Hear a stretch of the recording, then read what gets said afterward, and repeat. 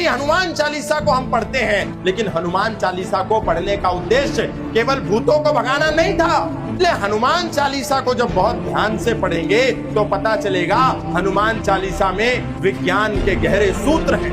आप सबने हनुमान चालीसा में पढ़ा होगा, युग सहस्र योजन पर भानु लिल्यो ताहि मधुर फल जानू। इसका अर्थ क्या है? हर दिन पढ़ते हैं हनुमान चालीसा, लेकिन जानते नहीं इस एक लाइन में बहुत गहरा विज्ञान छिपा है। एक युग का मतलब होता है 12,000 साल, सहस्र का मतलब होता है 1,000 और योजन का मतलब होता है 8 मील। भानु यानी कि सूर्य 12,000 गुणा 1,000 गुणा 8 मील जब करेंगे तो उत्तर मिलेगा 9,60,00,000 मील। एक मील में 1.6 किलोमीटर होते हैं, यानी एक मील में 1.6 किलोमीटर होते हैं, तो उत्तर मिलेगा 15,36,00,000 किलोमीटर।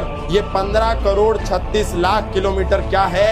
ये 15,36,00,000 किलोमीटर है धरती से सूरज की दूरी। युग सहस्र योजन पर भानु लिल्यो ताहि मधुर फल जानू। यानी एक हनुमान चालीसा की छोटी सी चौपाई के अंदर इतना बड़ा गहरा सूत्र आ गया कि धरती से सूर्य की दूरी 15,36,00,000 किलोमीटर है। आधुनिक विज्ञान भी यही कहता है, माने जो आधुनिक विज्ञान कहता है वो हमारी हनुमान चालीसा में आज नहीं, आज से कई सौ वर्ष पूर्व लिखा जा चुका था। पर इसको समझेगा कौन?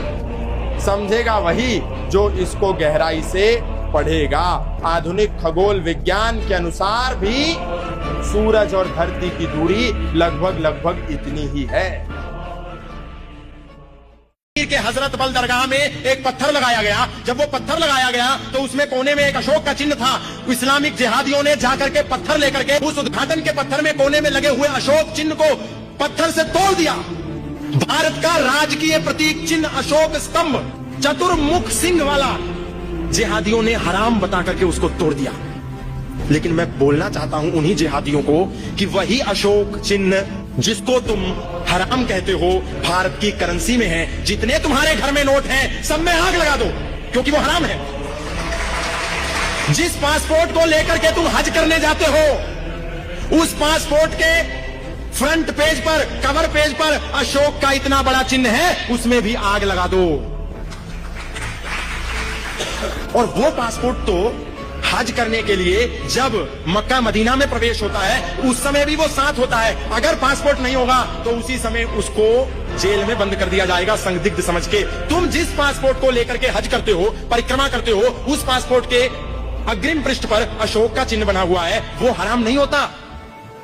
उसको लेकर के तुम पूरी परिक्रमा करते हो मक्का मदीना की। अगर अशोक चिन्ह हराम है तो क्यों यहां से पाकिस्तान नहीं चले जाते?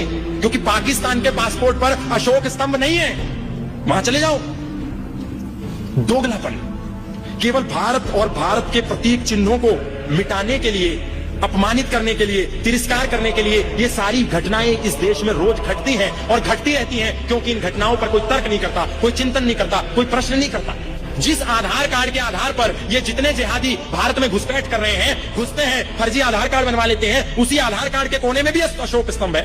हराम है ना अशोक स्तंभ? तो क्यों आधार कार्ड बनवाते हो? क्यों पासपोर्ट बनाते हो? क्यों उस पासपोर्ट के आधार पर मक्का मदीना में हज करने जाते हो? क्यों गांधी का नोट प्रयोग करते हो? क्योंकि उसमें भी अशोक स्तंभ है।